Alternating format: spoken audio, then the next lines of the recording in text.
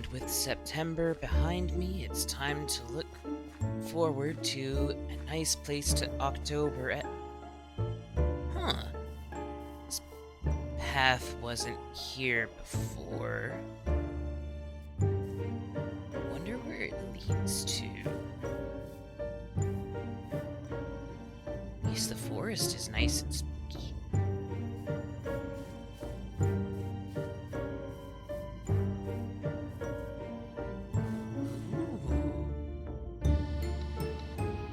This little crater gives me some big ideas.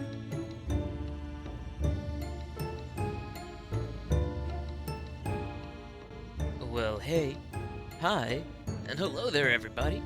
How y'all doing today? Today, we have found our way to a mysterious crater. And in this mysterious crater, I have found the ideal space to build the base that I have planned out for us for this October. I have been thinking about, okay, how do I want to tie in a nice spooky element, but we'll still have, room to do things? And the answer that came to me is to build a cauldron. And what better place to build a cauldron than in what is essentially designed by the seed to be a fire pit. Now, I don't know how I want to do the fire itself yet, but I'm thinking I can build, a little bit of one of those, I forget what they're called, but the stands that they use to prop up your cooking vessel whenever you're cooking over a campfire. And then once I've got that built, I can build up the cauldron itself to be a nice spherical, I think that's how you pronounce it, but a nice round place to base out of. And then once I figure out how I want to do the fire, have some flames creeping out the sides so that, well, it's obvious that there's something brewing inside. However, I am still trying to work out the kinks about how to actually build this design. So join me while I get started on ironing out the kinks and working through these contraptions, shall we? So I need to know how wide this area is so I can plan out circle logic. That looks like a decent distance to have it as the width. And if it winds up being too narrow for me to do an actual interior of a base, well, then I can always do some terraforming later. Normally I do fully intend for locations to have a bit more distance between them, but with all the problems that happened during September, I did decide to give myself a little bit of grace and leave myself close to where I've already got resources built up and can build up a bit more fairly quickly. After all, at the end of the day, even with a challenge, the whole point is to have fun. And it's not exactly going to be fun if I'm too busy trying to find resources that are going to be a struggle when I didn't get very far in the first place. Like, I've had this build in mind for a few weeks now, ever since a friend of mine and I were talking about how it's officially soup weather now that it feels like autumn. And, well, cauldron, autumn, October, it all works in my brain.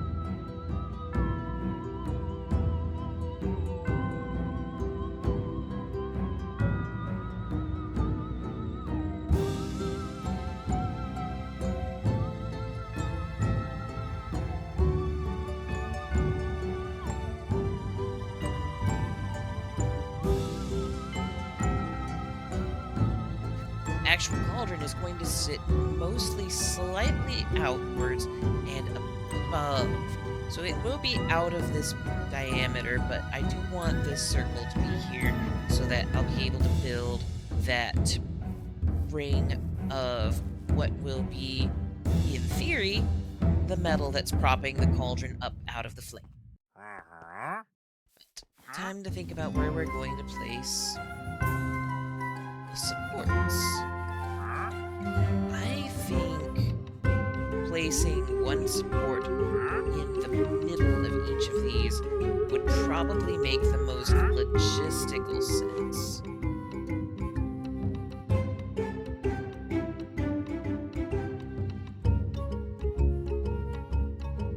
I think I'm also going to put a slight curve to them. Boop, boop.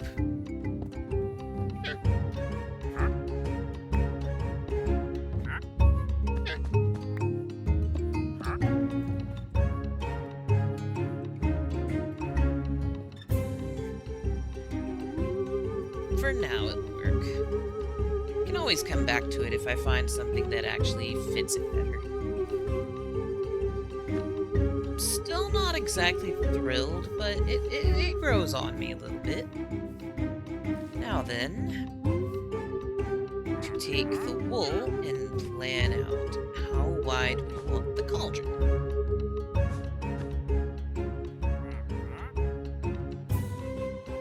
Okay, so that's going to add 2 blocks in each direction. So it says I have enough blocks for it. You don't even know how to count, Mr. Wandering Trader, so please don't judge me.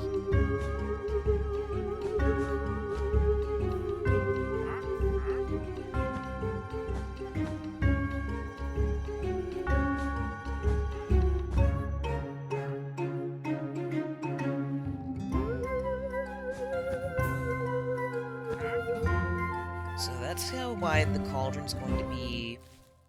I might even wind up shaving off a little bit more terrain and some of the trees around the area, because I do want the wide part to be low, but I don't think I want it that low. I think this, however, is perfect because I can put the wide part 1 block above it and follow the template that I've got. Then I can probably use stair blocks to help me bring it in a curve that would be a little bit more reminiscent of an actual cauldron.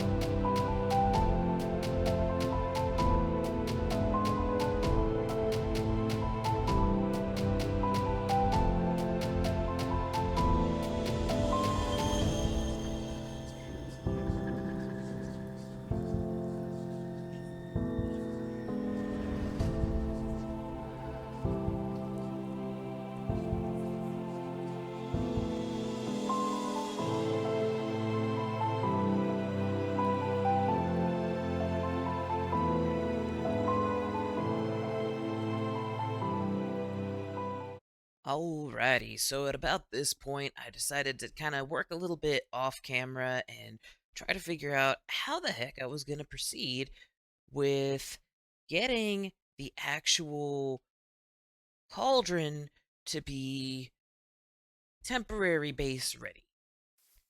Well, I finally figured it out after some trial and error, a lot of trial and error.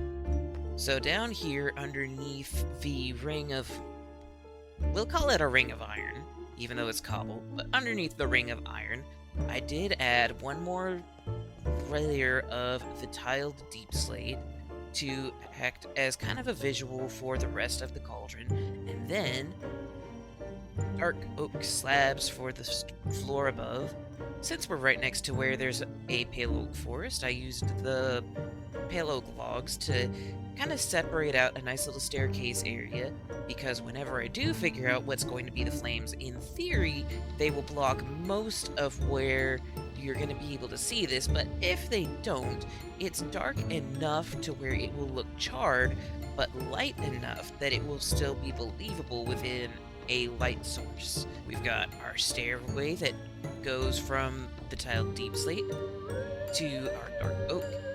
And in here we have not much of an interior.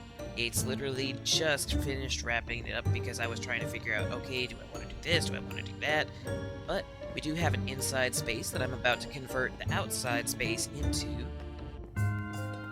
And what is temporarily the roof, but will be the second story / third story, depending on how you want to count that area where the staircase to enter is. But yeah, this is where we're at. This is where it's going to go from here. And seeing it from this perspective, I'm getting an idea of how tall I want to make the cauldron. Probably another 2 floors or so. And at the top floor, which is going to be where it comes in as a narrow ring for the top of the cauldron, I'm going to put an enchanting area. I figure that is going to make the most sense to have up there, because everything will be super compacted together, so you'll have less space to have to try to navigate the 15 bookcases to keep it at maximum enchantments. And it would just be kind of thematic. I mean, who wouldn't want their library to be at the very top of whatever spooky building? So, we'll see about building up, up, up, up, up.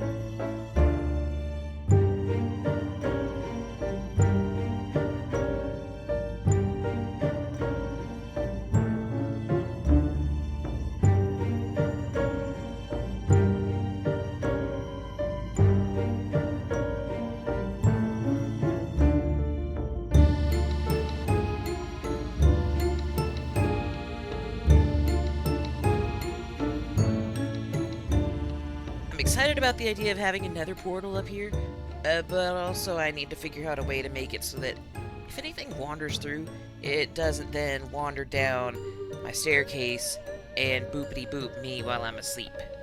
But aside from that, it's just going to be a matter of, well, let me put this here as a little temporary thing. gonna build the lip of the cauldron next. And then what kind of cauldron would it be if it didn't have something bubbling and boiling over? Don't know yet what I'm gonna do for the bubbly boily over part, but that's gonna be a future Wolfbear problem. Now, as much as I'm enjoying the fact that I did get my cauldron built, I also acknowledge that I need to do some detail work on it.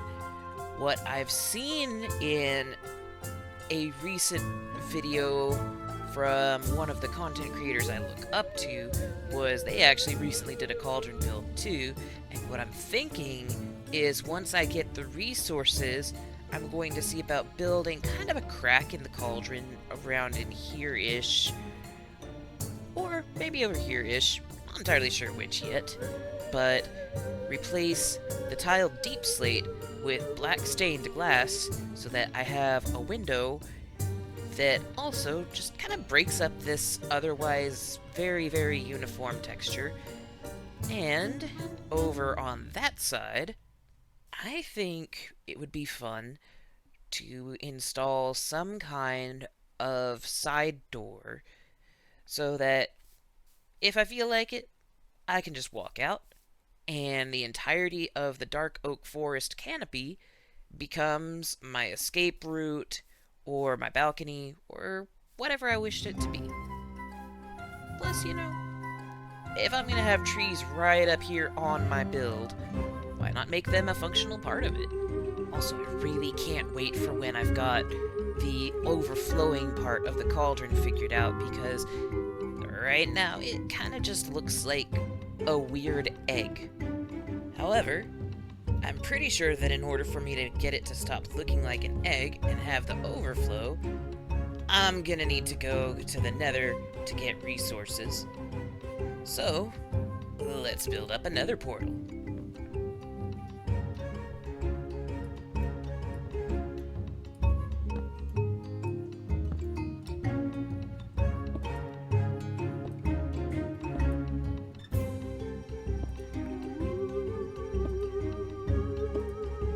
And as the sun sets and the rain pours on,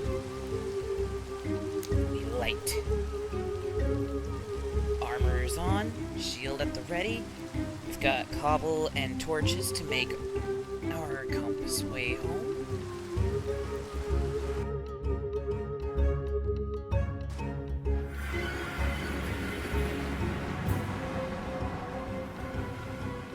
Okay, not instant, but I need to get away from over here, because, oh no, that guy's got an enchanted one.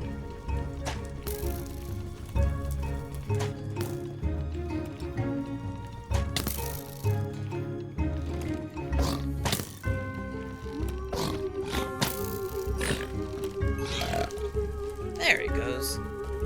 I admittedly am very much a chicken, as has been discussed in previous episodes, so I don't come to the Nether very often. But for the sake of being able to make the bubbly, spooky cauldron, I absolutely will.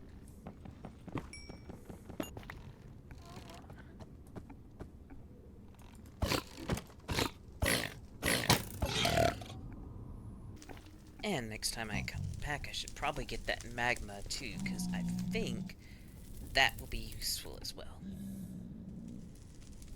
But as it stands, it's time to go back. And with our properly spookified Nether portal ready, and with me being a little less of a chicken to have gone through now, I'd say this is where we'll end it for today. We've got our cauldron most of the way structurally built. Still got a little bit of work to do, but we have plans for how to finish it off.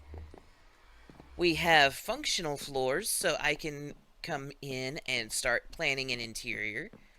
We have our Nether portal. We have where we're going to have our enchantment set up. And we have a spooky forest to build in. So thank you very much for joining me for this episode. Don't forget to hug your loved ones, stay hydrated, and I'll see you again next time. Bye-bye!